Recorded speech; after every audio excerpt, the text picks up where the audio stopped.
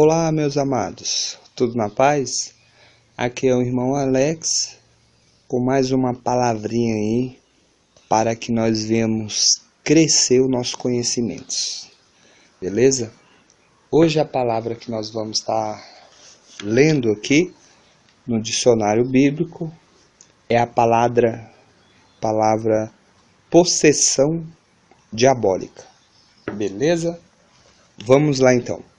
Por possessão diabólica se entende a posse de uma pessoa humana por um espírito do mal, de maneira tal que o espírito assume a personalidade do ser humano e controla todos os seus movimentos físicos, inclusive a fala.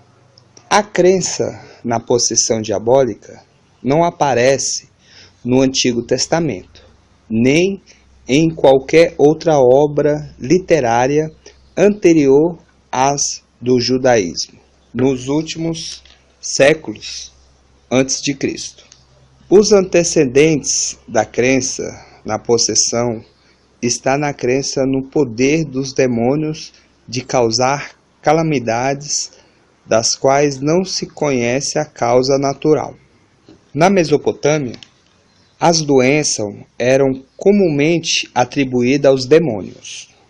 No judaísmo, as doenças psíquicas eram consideradas como manifestações da possessão diabólica. Exorcistas judeus são mencionados no Novo Testamento. Mateus, capítulo 12, verso 27, Lucas, capítulo 11, verso 19. E em Atos, capítulo 19, verso do 13 ao 16. Os esforços dos exorcistas judeus para se servirem do nome de Jesus de Paulo redundam em fracasso. Nos evangelhos e nos Atos dos Apóstolos é mencionado certo número de possessões. Mateus capítulo 8, verso 16, Atos capítulo 5, verso 16 e Marcos capítulo 1, verso 34. De particular interesse são os episódios em que o comportamento da pessoa possessa e a expulsão são descritos com alguns pormenores.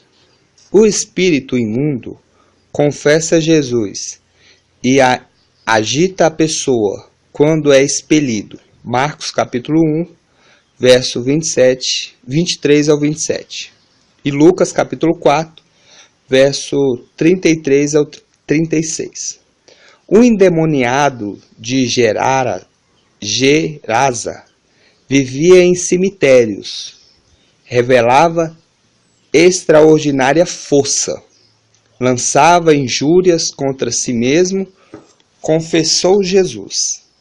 A legião de demônios expelida dele entrou numa manada de porcos, que eles impeliram a morrer no mar da Galileia. O endemoniado de Mateus capítulo 12, verso 22, e Lucas capítulo 11, verso 14, era cego e mudo. O menino de Mateus capítulo 17, verso 14 ao 21, Marcos capítulo 9, verso 14 ao 29, de quem os discípulos não puderam expulsar os demônios, mostra sintomas reconhecidos pela medicina moderna como próprios da epilepsia. Em Atos capítulo 16, verso 16 ao 18, Paulo, exorcista, expulsa de uma moça cujo demônio era usado por meios dos senhores na adivinhação. Muitos escritores modernos explicam os relatos de possessão nos evangelhos dizendo que demonstra a crença ingênua dos antigos para os quais os males de causas desconhecidas eram obras dos demônios.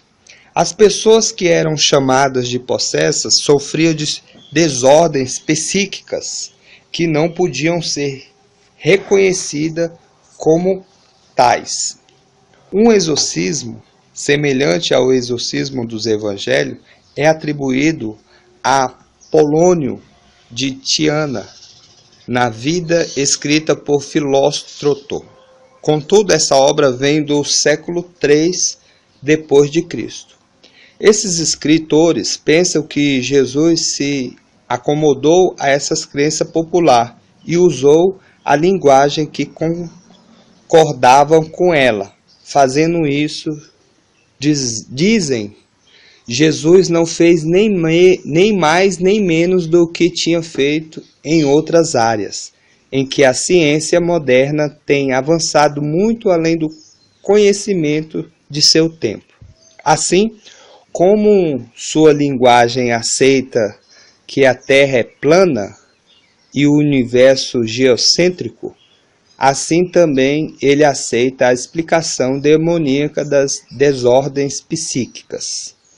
O paralelismo, porém, não é perfeito. Nos evangelhos, os episódios de possessão são parte de um quadro mais amplo de pensamento. A vida de Jesus é uma derrota para o reino de Satã, para os poderes do mal.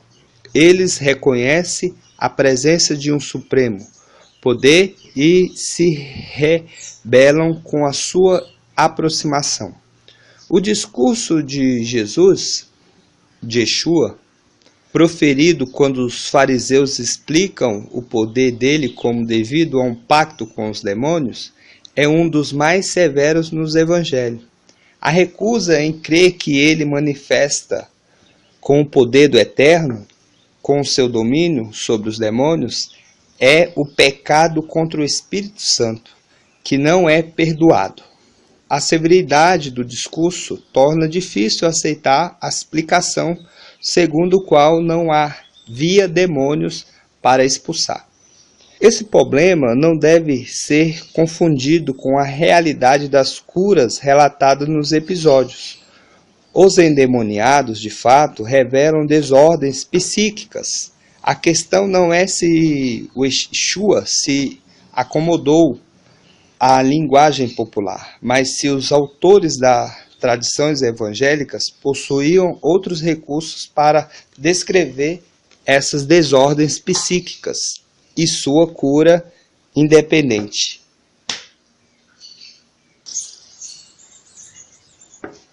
Independente da linguagem da possessão e do exorcismo. Isso parece poder ser tomado como um princípio da interpretação das narrativas, e é provável que em pormenores, tais como os do episódio dos porcos, em Mateus capítulo 8, verso 31 a 32, a tradição popular tem ampliado o simbolismo implícito nos espíritos imundos e no porco, o animal imundo. O discurso de Jesus faz do poder do exorcismo um motivo teológico de certa importância. As desordens que se manifestam nos endemoniados são consequências do reino do pecado no homem. Os poderes do mal se apoderam da sua liberdade de tal maneira que o homem se tornou sua vítima indefesa, até no santuário íntimo de sua pessoa. A sólida crença bíblica de que o pecado e os defeitos humanos estão relacionados receber aqui uma nova expressão quando Yeshua cura em particular as misteriosas desordens da mente. Ele dá a conhecer o poder do reino do Eterno contra o pecado e suas consequências. Isso não deve ser reduzido à mera cura médica, pois se trata de um aspecto de sua missão redentora e da revelação de um poder que só ele possuía. Beleza, pessoal? Tá aí, mais uma palavrinha aí, e espero que os irmãos estejam gostando aí das palavras e seus significados. Fique na paz e um grande abraço do irmão Alex.